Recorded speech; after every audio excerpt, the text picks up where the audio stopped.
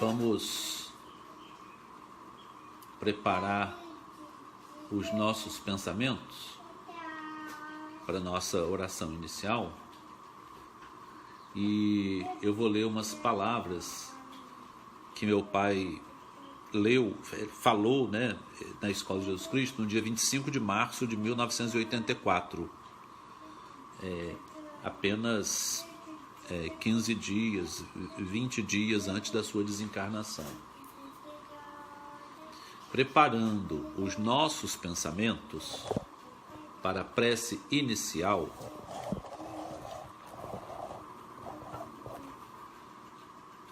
lerei aqui umas palavrinhas do Dr. Bezerra de Menezes para aqueles que acreditam e aceitam a medicina espiritual, o auxílio do alto.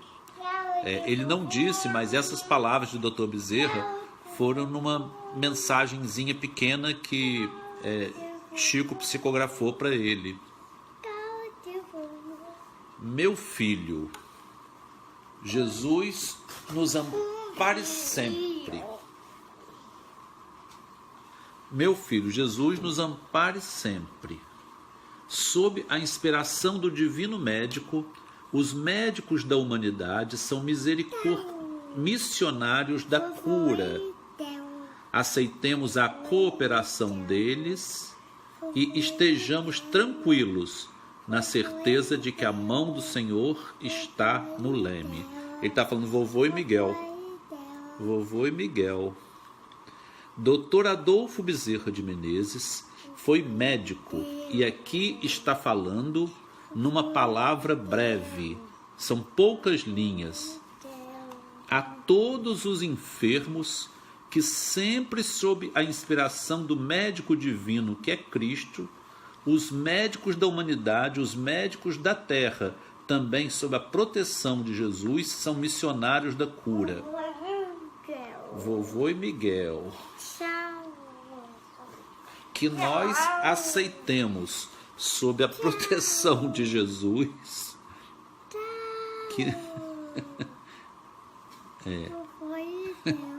Os médicos da terra também, sob a proteção de Jesus, são missionários da cura. Que nós aceitemos a cooperação dos médicos e estejamos tranquilos, na certeza. Espera aí, Miguel. Na certeza de que a mão do Senhor está no leme, como sempre esteve. E estará para todos nós. Estará sempre para todos nós. Vamos fazer então nossa oração. Ele está me atrapalhando. Ele está me empurrando que ele não quer que eu leia. Agora, vovô vai ler a oração de vovô Clóvis. Olha lá.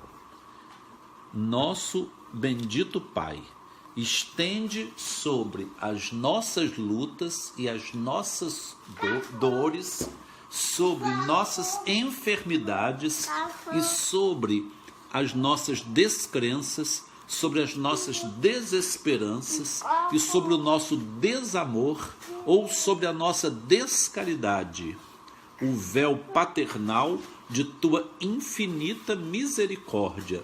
Somos os teus filhinhos eternamente necessitados. Derrama, Senhor, sobre os nossos corações, tantas vezes vazios, fica no chão um pouquinho, tantas vezes vazios e vazios de água viva da tua eterna compaixão. Permite que possamos guardar nossos corações o significado das tuas mensagens, das palavras do alto que vamos meditar nesta manhã. Que a tua santa bênção, Pai bendito, esteja conosco, esteja com todos aqueles que aqui não estão presentes, esteja com os que sofrem na terra e no plano invisível, esteja com aqueles que te conhecem e com aqueles que te desconhecem, com os que te amam e com aqueles que ainda não te buscam amar, com aqueles que são nossos amigos e amigos de Jesus, teu Filho, e aqueles que não conhecem a Jesus. Seja com todos, Senhor, com a tua imensa família universal, com os que estão longe e que os que estão perto de nossos corações. Por Jesus Cristo, nosso Senhor, te pedimos, assim seja. Essa foi a oração que ele fez no dia 25 de março. Foi a última pregação dele na Escola Jesus Cristo. Ela está gravada, ela está no DVD Luz da Escola. O Oceano produziu e publicou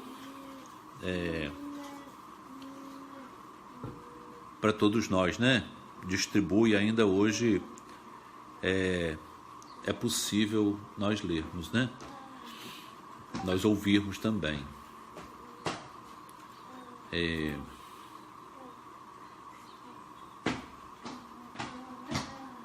Vamos então, vamos ler além daqui, vamos ler umas palavras também que ele... Peraí, quer colo de vovô, quer colo de vovô, mas para fazer bagunça. Vamos, ó, fica sentado assim, ó, assim você agarrou. Ó, no ano de 81, era o ano do Sesc Centenário do Dr. Bezerra de Menezes. Esse ano são 189 anos. Em 81 foram 150 anos, né, que Dr. Bezerra tinha nascido no Ceará. Então ele tinha preparado uma homenagem nesse dia, 7 de junho. E aí ele mudou o projeto e fez uma palestra sobre Célia Lúcio. Está no livro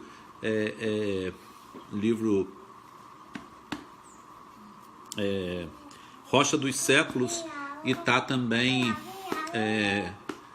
no DVD Luz da Escola, que o Oceano produziu. Eu estou vendo que Raquel está aqui presente. Quero dar um recadinho para Raquel. Tem outras pessoas daí também que receberam o livro naquele bingo.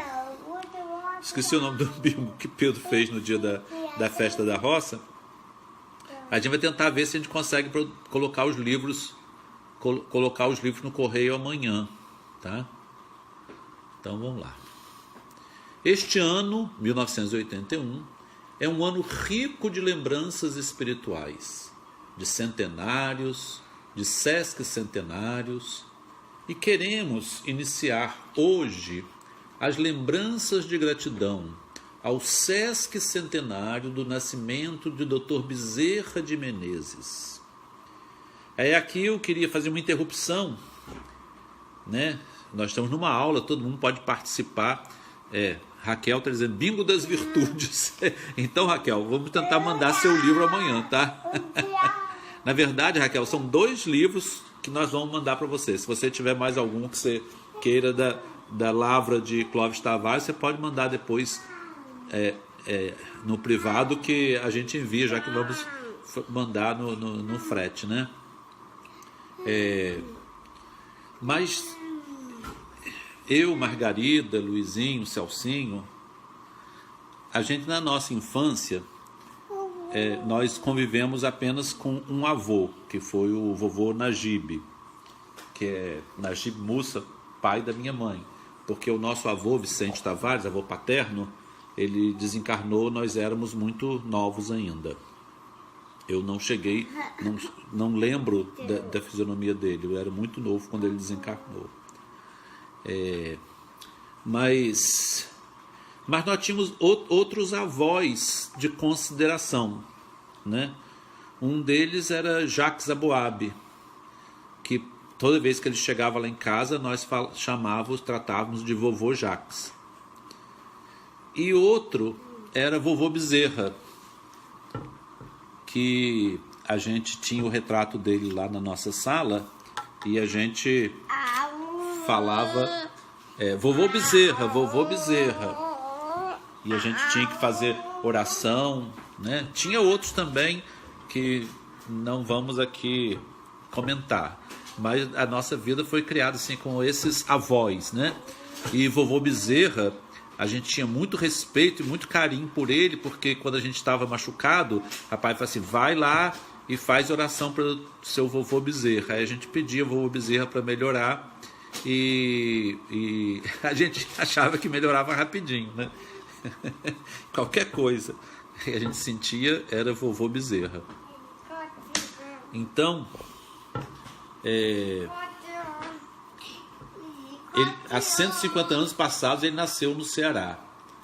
Eu cheguei mesmo, papai, né, a trazer aqui, a preparar uma espécie de surpresa que o próprio Chico Xavier teve.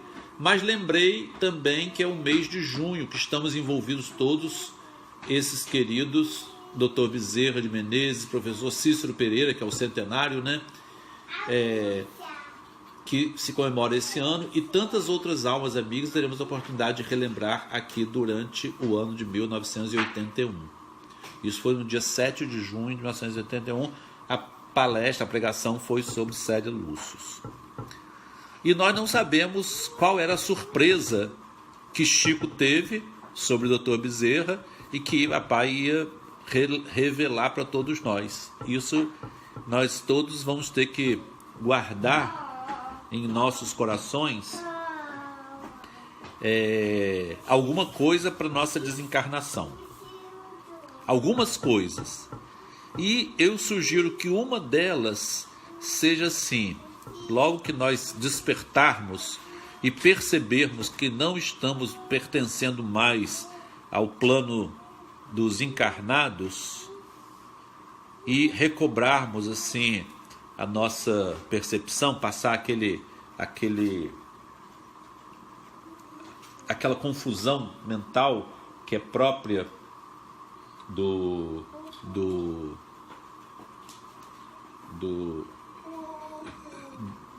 da pessoa que desperta na vida espiritual.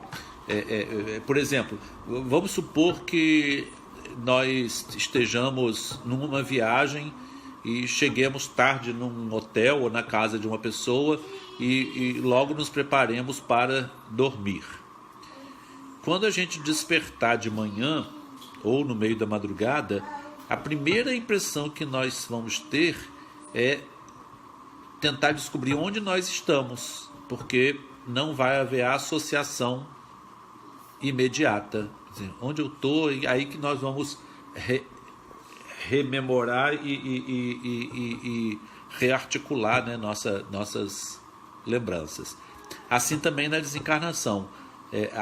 O primeiro momento nós não vamos estar conscientes, né, que estamos desencarnados, e nem onde estamos. Vamos tentar localizar se estamos vendo ou reconhecendo alguma coisa do ambiente ou de pessoas que estaremos visualizando. É por isso que geralmente a pessoa é envolvida por parentes, a poder não dar aquele choque, né? Enfim,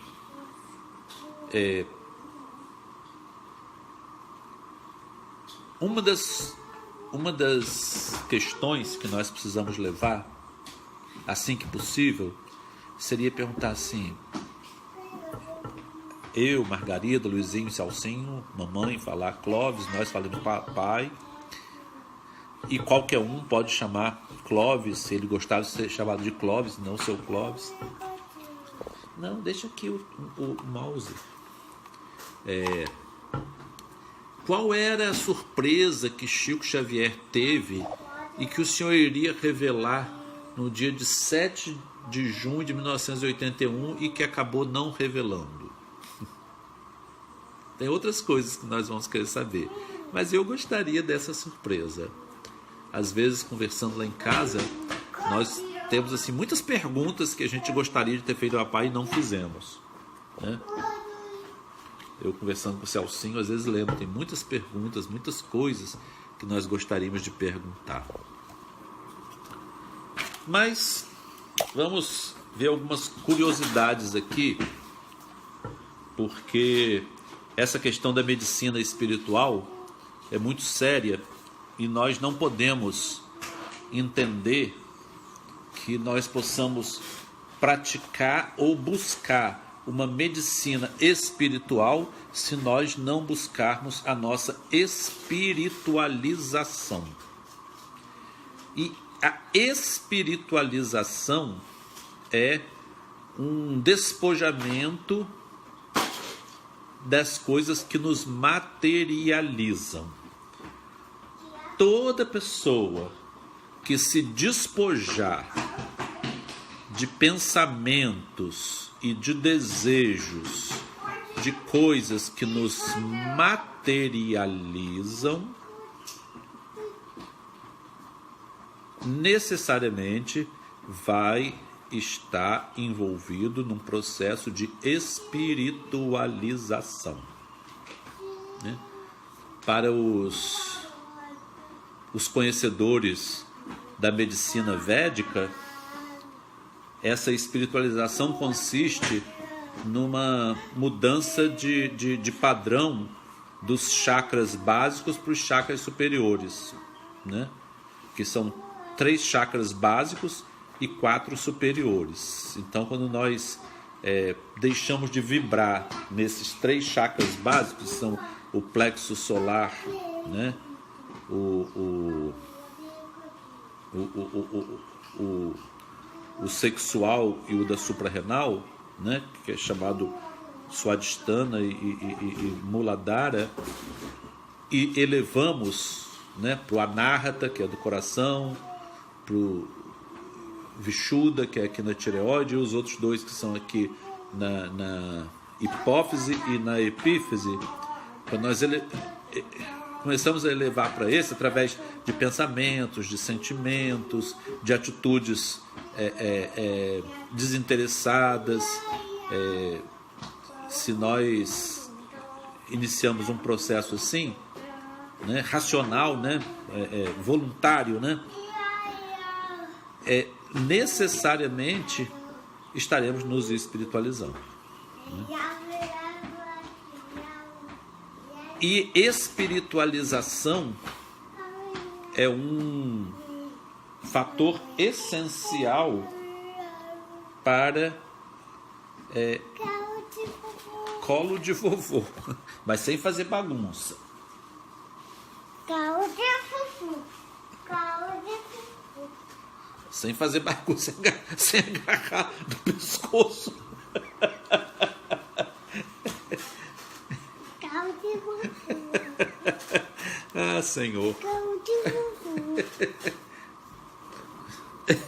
Ele não me deixa. Ele quer me escalar.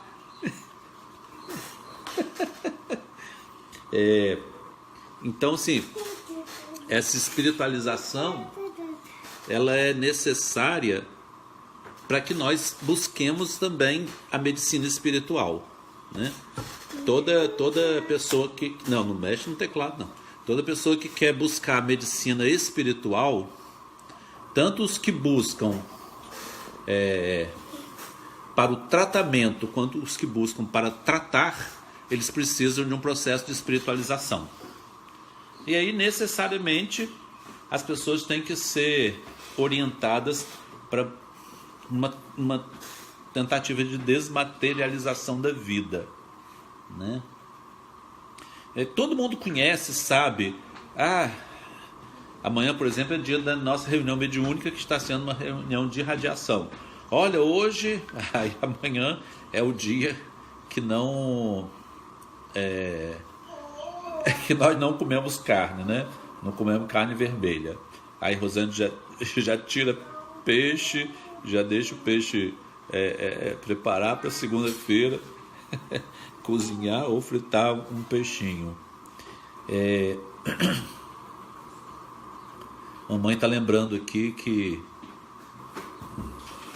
o vovô Bezerra foi a reencarnação de São Leonardo de Noblat, né? Que teve uma vida de oração e trabalho na Itália, e até hoje ele é tido como... Ele é muito venerado pelos católicos italianos, né? Isso mesmo. Voltando. Então, todos que buscam vão ter que buscar a espiritualidade. Assim que a gente faz isso, não comer carne, ter um dia mais calmo, não pensar em nada, na nossa rotina também. Nós temos que procurar rotinas que não sejam materializantes. Porque aí a gente liga os plexos inferiores e desliga os plexos superiores, né? Então precisamos incentivar ações afetivas, artísticas que estão aqui, culturais que estão aqui e espirituais que estão aqui, né? Então, isso daí é muito importante para o trabalho da medicina espiritual. Mas essa espiritualização que o Dr. Bezerra fez na vida dele, ele logo que ele foi para o Rio de Janeiro, o pai já tinha desencarnado, ele não tinha... ele só levou uma quantia para sobreviver no início e depois ele tinha que se virar. Ele não tinha assim, nenhuma manutenção. E ele dava aulas particulares, né? Todo mundo sabe a história, que teve um espírito que se materializou para pagar aulas particulares, porque ele estava já alguns meses atrasado no aluguel. Mas ele foi assim que ele se sustentou, e a partir do momento que ele ficou interno nos hospitais, ele começou como interno da cirurgia na Santa Casa de Misericórdia do Rio de Janeiro. Não sei se alguém conhece, é um prédio maravilhoso, fiz vários cursos lá, é um lugar esplendoroso, uma arquitetura assim, impressionante, né? O Rio de Janeiro do século XIX, ele era uma pequena Paris, era uma cultura francesa, uma arquitetura francesa, as avenidas começaram a ser abertas, né? Rio Branco, aquelas grandes, né? Que hoje é Presidente Vargas, todas elas começaram a ser abertas para poder fazer o Rio parecido com Paris, avenidas muito largas, né? Então foi assim que... tinha coisas tristes também, né? Escravos sendo açoitados em praças públicas, e Dr. Bezerra se pronunciou muitas vezes contra isso. E ele então, ele deixa a vida militar, que ele era médico militar, para entrar na política, né? E ele, com 29 anos, ele foi eleito vereador, né, da província. E com 36 anos ele chegou ao Parlamento Nacional, que hoje é o Congresso, né, como deputado-geral. Ele fazia discursos defendendo os interesses populares. Ele dizia assim: a política eu a compreendo. Não é uma especulação de homens, é uma religião, a religião da pátria, tão sagrada e obrigatória como o culto das verdades eternas que constitui a religião de Deus. Então ele considerava que ser uma pessoa destinada a polis é a cidade, né? Então política é a pessoa que se dedica ao cuidado da polis, né? Da cidade. E dizia: a liberdade é um direito absoluto e eterno da criação divina. A autoridade é um fato, ou, se quiserem, um direito, porém fato ou direito transitórios, passageiros e contingentes. Eles são contingenciados. Nossos direitos, nossas possibilidades são todas contingenciadas. E de criação humana. Uma coisa não pode confundir-se com a outra, porque o fato não se confunde com o direito, nem se confundem as obras dos homens com as obras de Deus. Quero o governo monárquico constitucional representativo. Ele era a favor do parlamentarismo, ele mesmo era do parlamento. Mas quero como a Constituição o quer, como ele deve ser. Quero um trono, mas um trono no centro da nação, e não a nação a seus pés. Quero um rei, mas quero no seio do seu povo, e não o povo aos pés do rei. É assim e somente assim que posso compreender a monarquia no Brasil.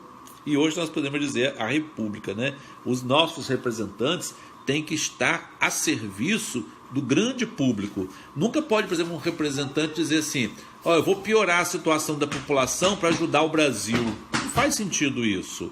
Como piorar a situação do povo para melhorar a situação de quem? Do Brasil, uma entidade abstrata?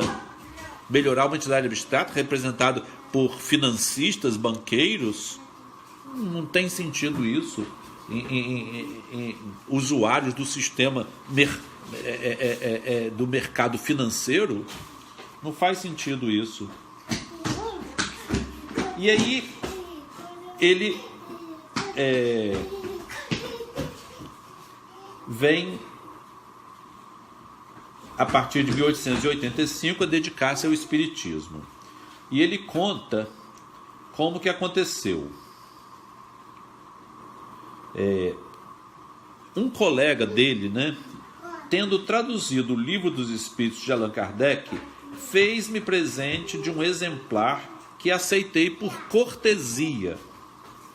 Deu-mo na cidade e eu morava na Tijuca, a 1 hora de viagem de bonde. Embarquei com o livro e, não tendo distração para longa e fastidiosa viagem, disse comigo: ora, adeus, não hei de ir para o inferno por ler isto. E depois é ridículo confessar-se ignorante de uma filosofia quando tem estudado todas as escolas filosóficas. Pensando assim, abri o livro e prendi-me a ele como acontecera com a Bíblia. Lia, mas não encontrava nada que fosse novo para meu espírito, e entretanto tudo aquilo era novo para mim. Ele se reconheceu nas respostas dos espíritos. Dava-se em mim o que aconteceu muitas vezes a quem muito lê e que um dia encontra uma obra em que se deparara com ideias que já leu, mas não sabe de que autor. Eu já tinha lido ou ouvido tudo o que se achava em O Livro dos Espíritos, mas com certeza nunca tinha lido alguma obra espírita e, portanto, era-me impossível descobrir onde e quando me fora dado conhecimento de semelhantes ideias. Preocupei-me seriamente com este fato, que me era maravilhoso a mim, e dizia: parece que eu já era um espírita inconsciente, ou como se diz vulgarmente, de nascença, e que todas essas vacilações que meu espírito sentia eram marchas e contramarchas que ele fazia por descobrir o que lhe era conhecido e porventura obrigado a isto. Eis o que fui, em que crença vivi e até que me tornei espírita. E isso aí, então, ele iniciou uma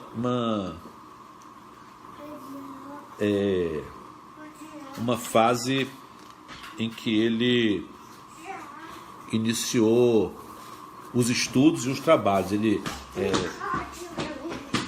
trabalhava em vários lugares, inclusive na Federação Espírita, da qual ele foi presidente por 2 vezes, inclusive até 1900, na sua desencarnação.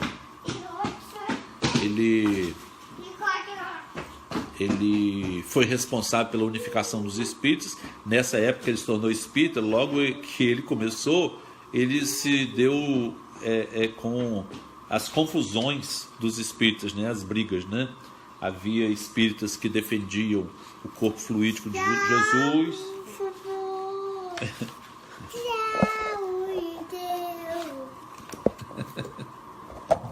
E havia espíritas que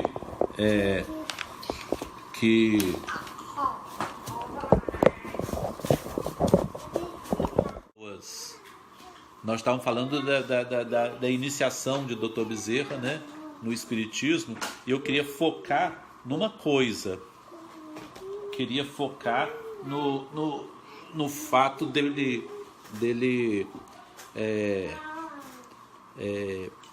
espiritualizar o seu coração e a sua mente para se tornar um médico espiritual. E nós precisamos, para nós buscarmos a saúde espiritual, e não a saúde material, não é a saúde corporal, é a saúde da alma e do espírito, né? Quando nós falamos saúde da alma, nós estamos falando saúde ligada ao perispírito, né? E quando nós estamos saúde espiritual, é a espiritualização do nosso eu mesmo, do nosso eu inteligente, né? Que é a nossa partícula divina, né? As pessoas estão voltando, então eu vou continuar.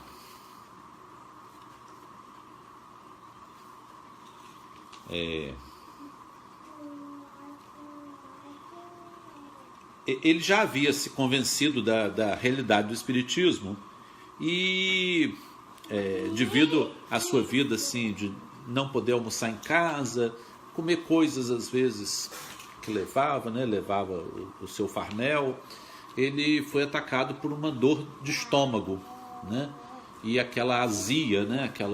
aquela pirose que sobe pelo esôfago, e aquilo estava incomodando muito ele, o trabalho dele, a concentração dele. E ele já havia ido a vários médicos. Naquela época não tinha ranitidina, não tinha omeprazol, não tinha pantoprazol, não tinha nada. As pessoas achavam que leite gelado é que melhorava as dispepsias e a úlcera, né? E hoje a gente sabe que é até o inverso, né? E ele tinha ido a vários médicos e nada melhorava. Então, alguém disse a ele que havia um médium espírita que prescrevia, né? O senhor João Gonçalves do Nascimento. Ele não agradava muito dessa ideia, não, de procurar um homem que não era médico para prescrever, por mediunidade, uma receita. Mas ele acabou indo, em desespero de causa, recorri, imaginando ser ele um curandeiro. Ou seja, ele olhou com um certo desprezo, né, esse médium. Era preciso, porém, fazer a experiência e que eu tomasse todas as cautelas para que ela me pudesse convencer. É por isso que chamavam o Dr. Bezerra também do Kardec brasileiro, porque ele gostava de fazer tudo com muita cautela, com muito cuidado. Combinei com o Dr. Maia de Lacerda, completamente desconhecido do tal médium, ser ele quem fizesse pessoalmente a consulta, recomendando-lhe que assistisse ao trabalho do médium enquanto este escrevesse e pedisse-lhe o papel logo que acabasse de escrever, porque bem podia ser ele um médico hábil por trás do reposteiro que lhe arranjasse aquelas peças, né? Tem um médico por trás fazendo as prescrições. É verdade que o médico, não sabendo de quem se tratava, visto que só se dava ao médium o nome de batismo e a idade dos consulentes, não podia adivinhar-lhe os sofrimentos, mas em todo caso eu queria ter a certeza de que era exclusivamente do médium, homem completamente ignorante da medicina, um trabalho sobre medicina. O doutor Lacerda fez como lhe recomendei e trouxe-me o que, a meu respeito, escrevera o médium, que não podia reconhecer-me por meu próprio nome. Adolfo. Não só porque há muitas pessoas com esse nome, como porque sou conhecido geralmente por Bezerra de Menezes. E bem poucos dos que não entretêm relações íntimas comigo sabem que me chamo Adolfo. Tomei o papel que dizia: o teu órgão, meu amigo, não é suficiente para satisfazer este consulente, né? Isso o espírito falando do médium, né? Este consulente.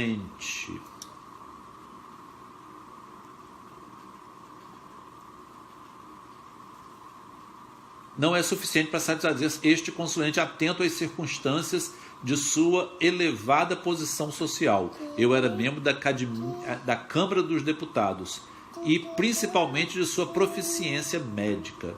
Entretanto, como não dispomos de outro, faremos com ele o mais que pudermos. Vejo no organismo do consulente, aí começou a descrever as lesões que estavam sendo percebidas pelos espíritos, né?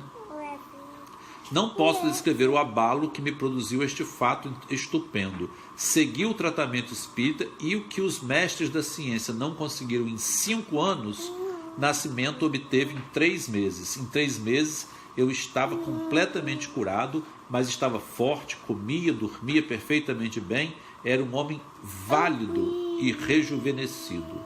Continuei com toda a confiança naquele tratamento em que menos de um ano achei-me bom. Isso aí é um assunto que, para mim, vem me incomodando desde o ano passado.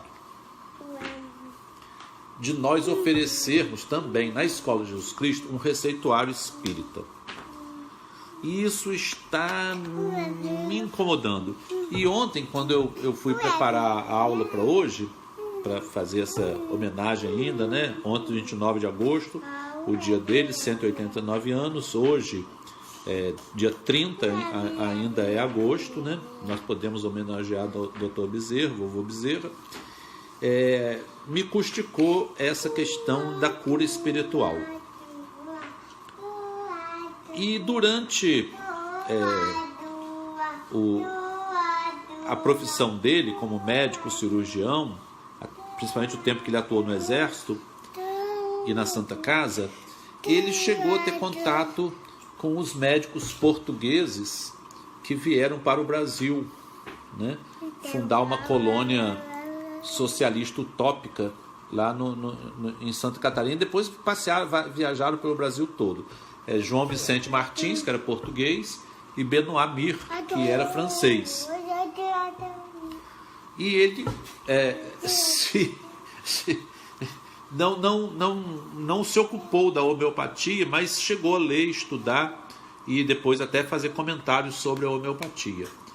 E desencarnado, ele tornou-se exclusivamente homeopata. E isso dá assim isso é meu interesse pessoal, e acho que de nossa comunidade, que nós busquemos fazer esse receituário na Escola de Jesus Cristo. Eu inicialmente tentei no ano passado fazer um curso sobre noções de homeopatia. Foi bom, teve uma frequência boa. O final do curso seria treinamento para psicografia, porque acho que todos sabem que a psicografia ela pode ser treinada, né? Assim como a psicofonia. Eu vou fazer algumas digressões aqui, já que nós estamos numa aula, quem quiser pode comentar. Existe uma expressão muito usada chamada desenvolvimento da mediunidade. Não é uma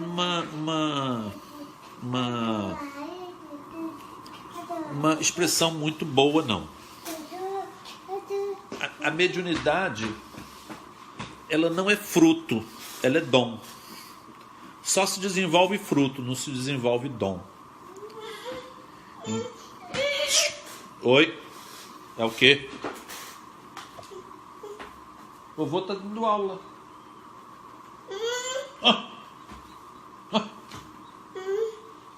Procura aí seu carrinho. Uma caixa cheia de carrinho. Aqui, ó. Olha lá, achou. Tava embaixo. Ele não quer. Ele quer um especificamente. Então, assim, essa digressão, né, sobre desenvolvimento, a mediunidade não se desenvolve, ela se educa.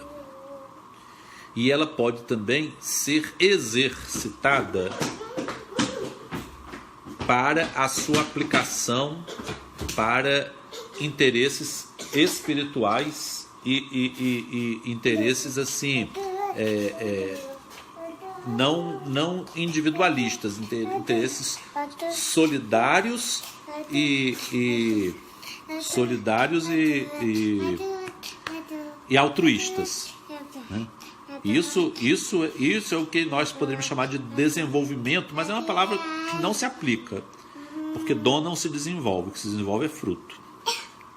Outra vez nós podemos fazer uma discussão sobre dons e frutos, que são diferentes. Tem vezes que nós chamamos fruto de dom de fruto, e é bem diferente. Talento também. Todas essas coisas que têm nomes diferentes são diferentes. E nós achamos que é tudo igual, né? A mediunidade é um talento, não é talento nenhum. A mediunidade não é talento, é um dom. Talento não é dom, nem fruto também é dom. Mas, como eu disse, não vamos entrar nesse particular, senão a gente foge do tema. E o que eu quero falar sobre o trabalho do Dr. Bezerra, que ele fundou na Federação Espírita e que, se não me engano, existe até hoje, do receituário mediúnico, que ele pode começar como um receituário não mediúnico, né? E então o curso que eu vou, se Deus quiser, reorganizar é para que nós façamos um curso de prescritores conscientes da homeopatia. Não é exercício ilegal da medicina, não. É porque essas prescrições, chamadas de baixas dinamizações, elas são catalogadas pela Anvisa como complementos nutricionais. Não são classificados como medicamentos. Então elas têm receituário livre, tá? Eu estou querendo falar isso para poder não dizer que eu, como médico, estou ferindo uma norma ética que é exercício ilegal da medicina, né? Teoricamente, até a imposição de mãos seria um exercício ilegal da medicina, né? Mesmerismo, né? Que era a prática usada por Franz Anton Mesmer. Aliás, vamos um dia fazer um estudo sobre Mesmer e o mesmerismo, né? Inclusive a relação de Mesmer com Hahnemann, que é muito interessante também. Os dois alemães e os dois que desenvolveram suas técnicas se desenvolveram mais na França do que na Alemanha, né? Onde eles foram protegidos da perseguição e onde eles puderam disseminar suas teorias para o mundo, né? A França sempre foi esse lugar catalisador e distribuidor de conhecimentos e verdades. Enfim, a Alemanha incuba e a França democratiza.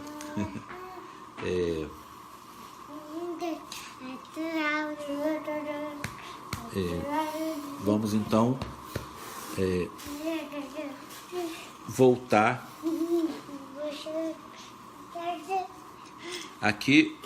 Dona Marilda Veiga, todos então que vão fazer o curso devem ser médicos. No meu entendimento, não. Sendo orientações de complemento nutricional, pode ser qualquer pessoa que se interesse por estudar e que faça um curso básico para apenas orientando as pessoas que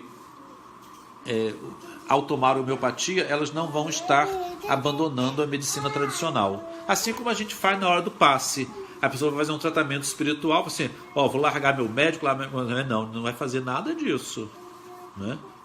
Se tem alguém que num atendimento fraterno recomenda às pessoas que para esse tratamento, seu problema é todo espiritual, larga tudo e vem fazer tratamento aqui. Se alguém dá essa orientação, é uma orientação chamada fundamentalista. E o espiritismo não é fundamentalista.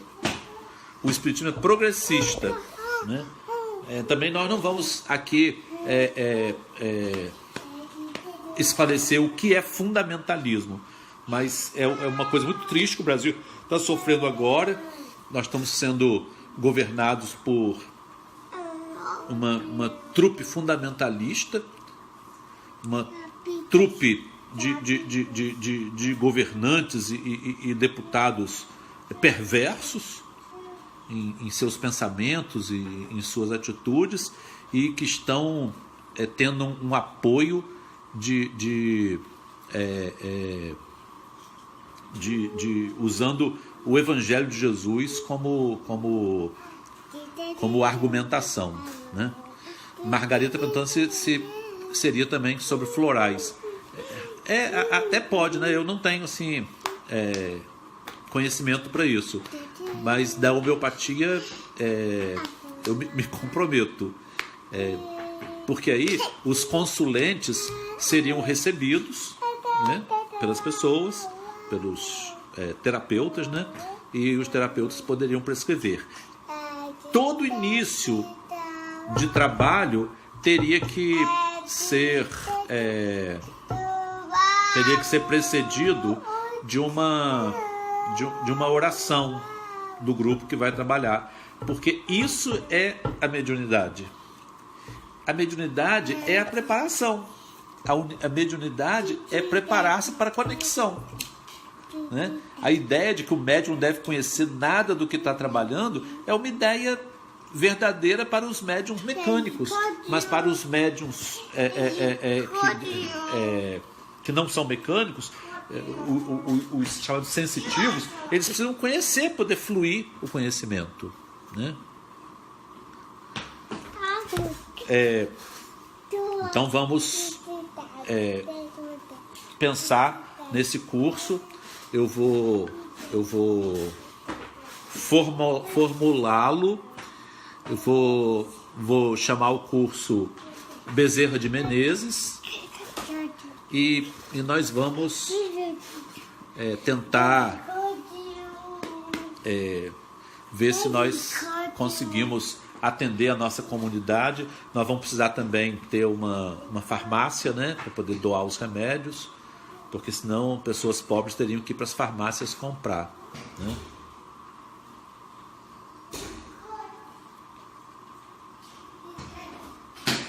Então, aí ele continua. Depois desse fato, a minha segunda mulher, quer dizer, a cunhada dele, que depois se tornou esposa, agora helicóptero, ele adora helicóptero, foi diagnosticado com tuberculose em 2º para 3º grau por importantes médicos. E no dizer de nascimento, aquele médium, né, que o curou, que foi intermediário da sua cura, a quem consultei com as devidas cautelas para ele não saber de quem se tratava. Aí veio a mensagem. Enganam-se os médicos que diagnosticaram tuberculose. Quem lhe disse que os médicos haviam diagnosticado tuberculose? Ninguém tinha dito. Esta doente não tem tubérculo algum. Seu sofrimento é puramente uterino. E se for conveniente em tratado, será curada. Se os médicos soubessem a relação que existe entre o útero, o coração e o pulmão esquerdo, não cometeriam erros como este. Sujeitei a minha doente, já que tinha febre, suores e todos os sinais da tísica, né, que é a tuberculose, em grau avançado, ao tratamento espírita, e em poucos meses tudo aquilo desapareceu, e já são decorridos 10 anos, durante os quais ela tem tido e criado 4 filhos, sem mais sentir nenhum incômodo nos pulmões. Como resistir à evidência de fatos tais? Bom, então aqui vamos falar sobre essas conexões. Karina perguntou se as prescrições seriam no ambiente da escola. Sim, teria que ser na escola, debaixo de oração, sob a oração, né, para poder a gente dar margem aos espíritos para nos ajudarem. Bom, e aí, o que são essas conexões? O nosso corpo é a última instância de expressão das lesões. Todas as lesões que nós temos, físicas e mentais, elas são basicamente perispirituais, não são espirituais, tá? Isso é muito cuidadoso, porque a doença perispiritual, ela está no campo magnético, ela não é espiritual. Nós não podemos julgar uma pessoa doente se ela tem problema espiritual, né? Isso é muito falado pelos fundamentalistas, e nós não devemos nos igualar aos fundamentalistas. Os fundamentalistas são pessoas que julgam e até condenam de uma forma perversa. E nós não somos fundamentalistas, nós somos progressistas. Da vovô. Pegou meu ópera de pressão. Ó, tio Saulinho, chegou ali, ó.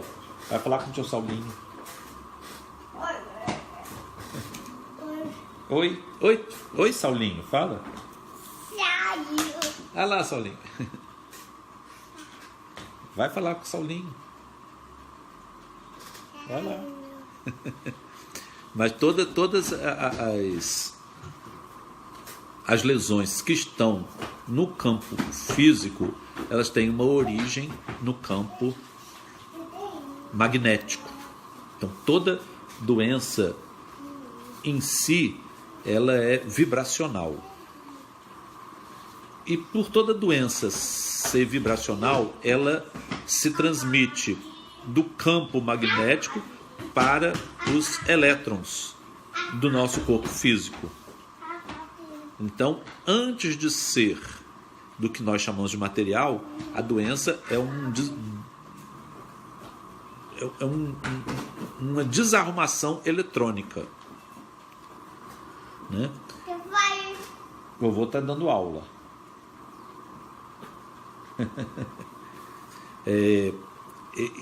Ela chega ao campo físico pelo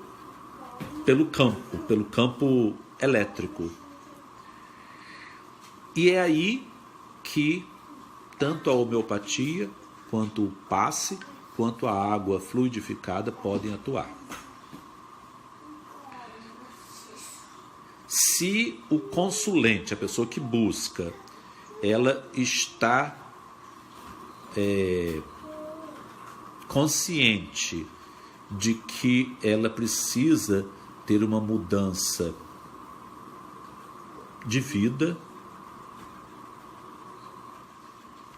o tratamento espiritual vai se dar. Então nós temos que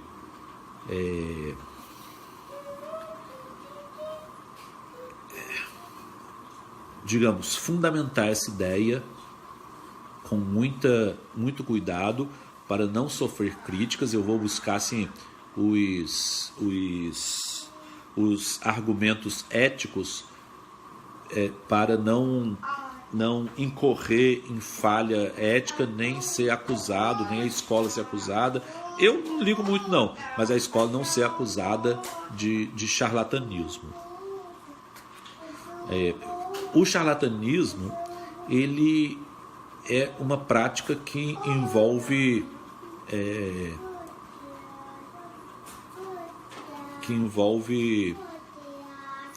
ganhos financeiros, né? Então, a gratuidade e a ausência de qualquer tipo de compensação financeira ou de outra ordem qualquer pelo tratamento espiritual é importante, né? Então, a água fluidificada, o passe e uma receita homeopática podem fazer parte de um atendimento fraterno, e nós vamos ver como nós temos uma salinha na escola que Rubinho criou, que é a Sala Bezerra de Menezes, e é ali que nós pretendemos fazer o atendimento fraterno, né? Que vai constar de um receituário. Isso não vai ser para amanhã nem para depois de amanhã. Nós precisamos treinar uma equipe com muito cuidado e dentro de todas as precauções éticas. É isso, gente. Eu vou ver se tem alguém fazendo alguma pergunta aqui. Eu ainda tenho mais uma coisinha para ler aqui. Depois disso, comecei as investigações experimentais sobre os vários pontos da doutrina e posso afirmar daqui que venho verificando quanto é permitido ao homem. Dá a máscara de vovô, dá a máscara de vovô. Tá suja, tá suja.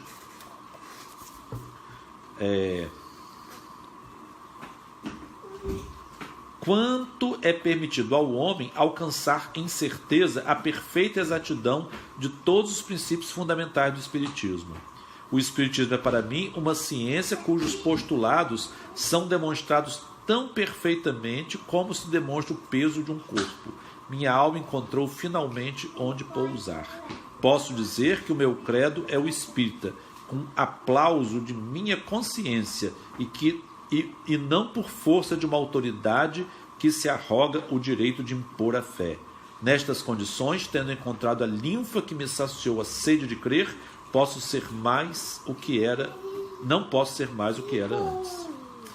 A moral cristã, iluminada pelos inefáveis princípios do Espiritismo, não pode deixar de modificar para melhor a quem a cultiva, não somente por dever, mas também e principalmente por nela ter encontrado a paz de espírito.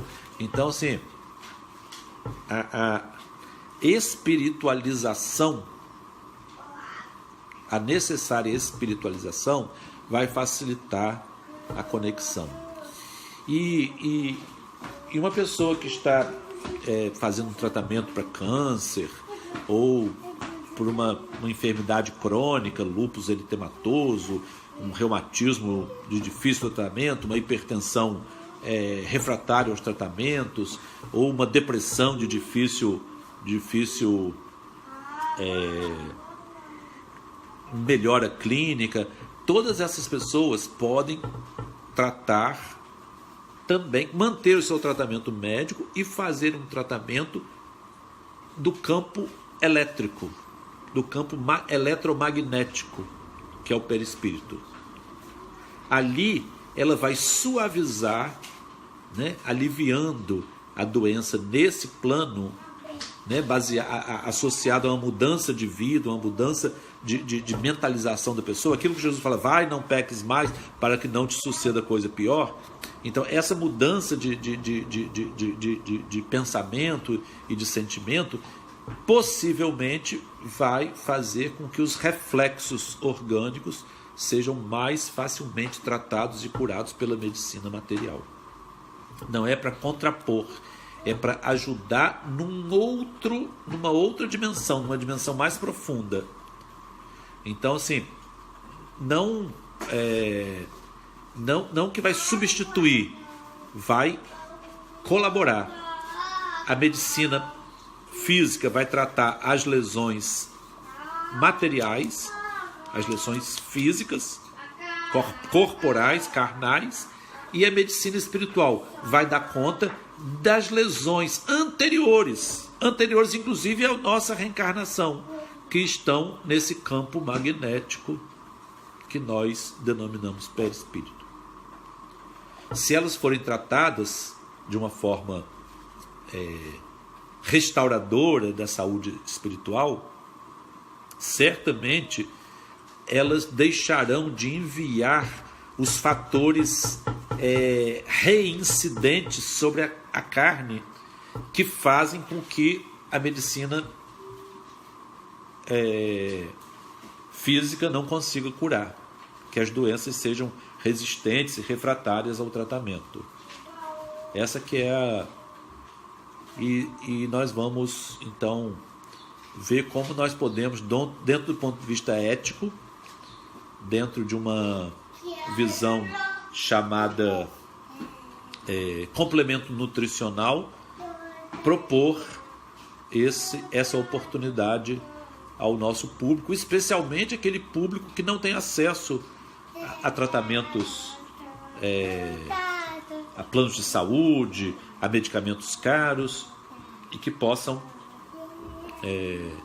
ser abençoados com isso, né? Eu estou vendo aqui a participação aqui de Raquel, Jorge Lemos, Karina. Karina agora pergunta potencialidade, a possibilidade de cura. Karina, eu queria até falar um pouquinho aqui nesses minutos finais que a palavra cura para a medicina mesmo, é uma palavra que não se usa. O que a medicina usa é compensação, estabilização. Um exemplo, um diabético não fica curado, ele fica compensado. Um hipertenso não fica curado, ele fica compensado.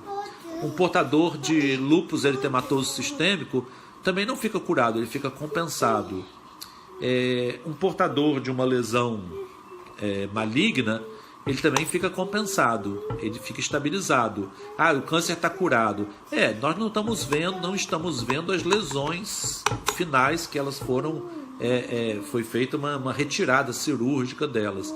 Mas as causas magnéticas que geraram aquela lesão estão presentes. E aí nós temos que tratar todas essas pessoas para fazer uma compensação, que seria a melhor maneira, uma estabilização das causas elétricas, das causas dinâmicas da doença física.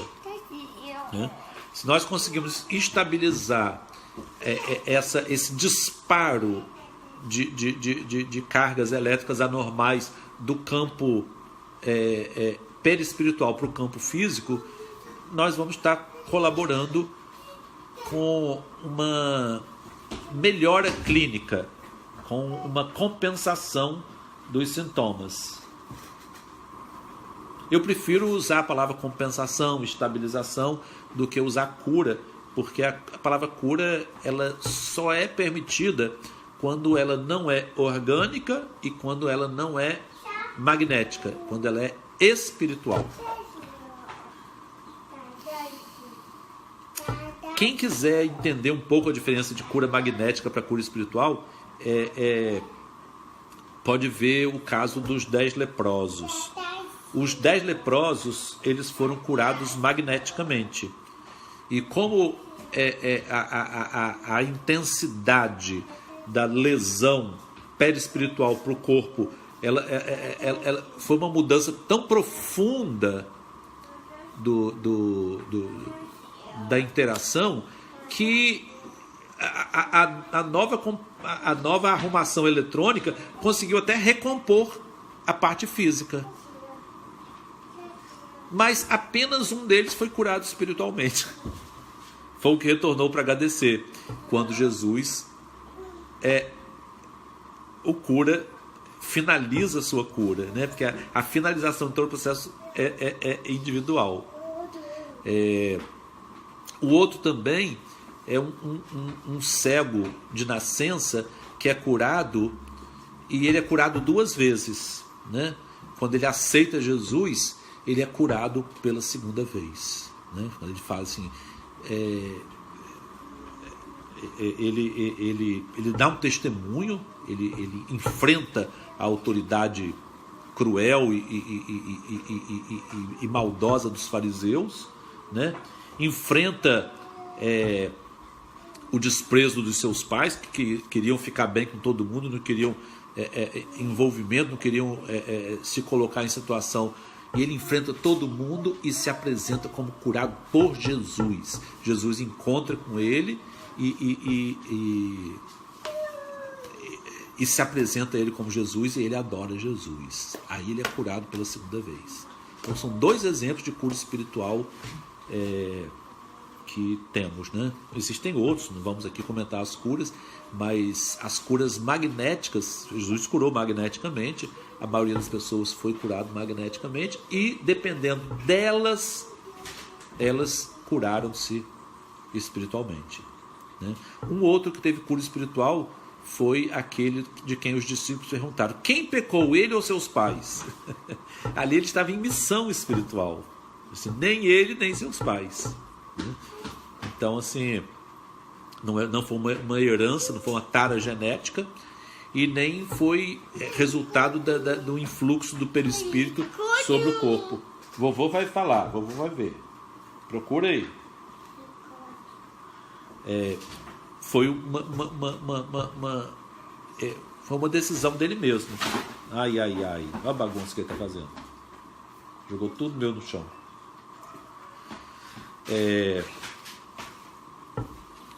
para que ele pudesse encontrar com Jesus e Jesus fazer a sua... Porque Jesus podia fazer o que ele quisesse, né? O leproso mesmo disse: Senhor, se tu quiseres, tu podes tornar-me limpo. E Jesus respondeu: eu quero ser limpo. Então essa é a vontade. Jesus, ele por uma ação volitiva, ele tinha poder sobre a lesão espiritual, antes da lesão elétrica, perispiritual, e muito antes da lesão orgânica celular, né? Mas é isso, gente.